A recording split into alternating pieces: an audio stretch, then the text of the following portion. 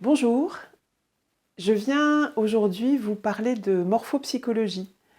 C'est un outil qui, s'appuyant sur des bases, des fondements biologiques, permet de lire les traits du visage pour identifier quelles sont nos ressources, nos dispositions, nos talents. Et le sachant, nous avons ainsi la possibilité de mieux nous utiliser. Qu'est-ce que les traits du visage vont nous amener à comprendre de la personne? Eh bien, par exemple, l'extraversion et l'introversion. Est-ce que la personne dont on fait le portrait fonctionne sur un mode plus clairement extraverti ou clairement introverti? Ça va changer beaucoup de choses dans sa façon d'être au monde, dans le filtre qu'elle met en œuvre de façon involontaire, bien sûr. Ça va nous parler des fonctionnements, des besoins. Comment est-ce que cette personne va réagir à telle ou telle circonstance? Comment elle va avoir besoin de s'y préparer plus ou moins? Est-ce qu'elle va avoir un talent d'improvisation? Est-ce qu'au contraire, elle a besoin d'anticiper, de réfléchir, d'observer avant d'agir? Ce sont des indications extrêmement intéressantes par rapport à la manière dont on va vivre telle ou telle circonstance. On peut aussi comprendre et mettre des mots sur le besoin d'agir. Vous savez, il y a des personnes qui sont comme sur des starting blocks en permanence. Ils ont besoin de mettre en œuvre, d'être dans le mouvement, de passer d'une activité à une autre. Et puis il y a des personnes qui sont beaucoup plus dans l'accueil de ce qui se passe, dans la contemplation, dans l'observation. Et évidemment, ça va nous donner deux formes de personnalité bien différentes. Et donc, la morphopsychologie permet de pointer. L'idée, c'est de dire qu'il n'y a pas une bonne façon d'être ou une mauvaise.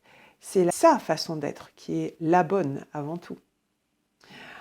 On va pouvoir parler aussi des formes d'intelligence. Est-ce qu'une personne témoigne d'une forme d'intelligence plus particulièrement cérébrale ou plus particulièrement émotionnelle, ou est-ce que sa forme d'intelligence est clairement dans l'opérationnel? Et ça va nous donner des façons d'être au monde aussi bien différentes et des capacités d'adaptation et d'efficacité, de productivité importantes. Alors bien sûr, la question que tout le monde se pose, évidente, c'est à quoi ça sert?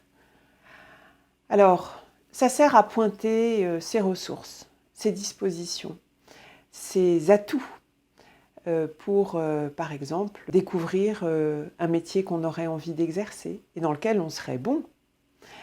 Dans le cadre, par exemple, d'un bilan d'orientation pour des jeunes. Ça peut être dans le cadre d'un bilan professionnel ou un bilan de compétences pour des personnes qui sont déjà dans un circuit professionnel, mais qui, pour des raisons X ou Y, ont envie de changer ou besoin de changer parce que le premier choix n'était pas forcément le plus pertinent.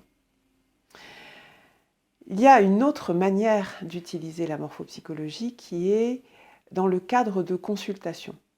Alors une consultation, ça dure 1h15, 1h30. Je rencontre la personne, soit à mon cabinet, soit en visio. Les deux fonctionnent aussi bien l'une que l'autre. Et on démarre toujours la consultation par une question qui est la demande de la personne. Donc très concrètement, je lui demande « En quoi pensez-vous que ce portrait pourrait vous être utile dans votre vie actuelle ?» Et là, les demandes sont extrêmement variées, bien entendu. Donc la demande, elle peut être tout simplement j'ai du mal à prendre la parole en public et j'ai besoin de faire le point à ce sujet-là. Ou je manque de confiance en moi et tous les jours, c'est quelque chose qui me plombe et j'aimerais travailler sur ce sujet-là. Une autre demande assez fréquente, c'est je ne suis pas bien dans mon métier, je ne suis pas bien dans mon entreprise, je ne suis pas bien dans mon équipe. Et je me pose la question de savoir s'il y a quelque chose qui pourrait être meilleur pour moi, dans lequel je pourrais m'épanouir, qui aurait plus de sens, qui me donnerait envie de me lever le matin. La morphopsychologie est un moyen absolument extraordinaire de constater à quel point nous sommes tous très différents. Ce constat peut s'accompagner évidemment d'étonnement, mais aussi de malentendus, parfois d'agacement profond, mais également de complémentarité, de stimulation. C'est aussi le moyen d'affirmer sa singularité, parce qu'on a le droit d'être très différent de l'autre, et c'est plutôt une très bonne nouvelle. Les applications de la morphopsychologie sont si nombreuses que je reviendrai pour vous en parler. Mais déjà, je serais extrêmement contente d'entendre vos questions, vos témoignages et les bénéfices que vous avez retirés d'un portrait morphologique. Je vous dis à très bientôt!